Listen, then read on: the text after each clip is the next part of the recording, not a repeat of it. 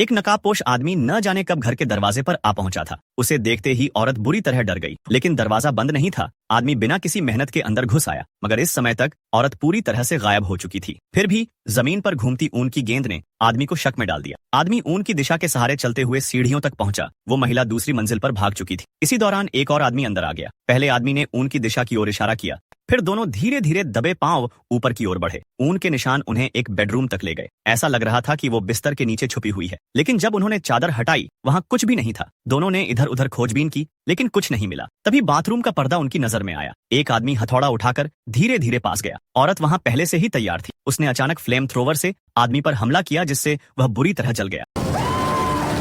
दूसरा आदमी उसकी ओर बढ़ा, मगर औरत ने फ्लेम थ्रोवर के डर से उसे भी पीछे हटा दिया। लेकिन जब वह पीछे हटते हुए भाग रही थी, एक जगह ठोकर खाकर वह सीढ़ियों से नीचे गिर गई।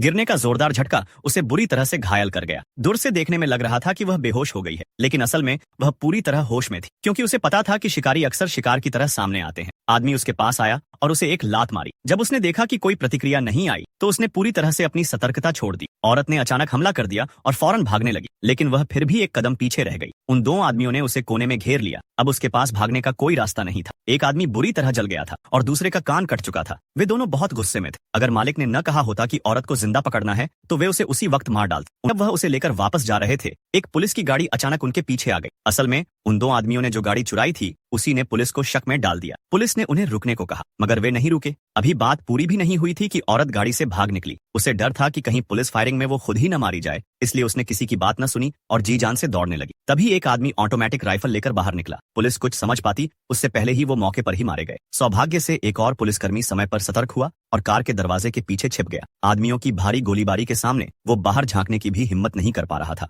आदमी पीछे से उसे घेरने लगे, मगर तब तक पुलिसकर्मी वहां से गायब हो गया था। वो एक और भागते हुए मदद मांग रहा था। आखिरकार वो एक किराना स्टोर पहुंचा, जहां उसका सामना फिर उसी औरत से हुआ।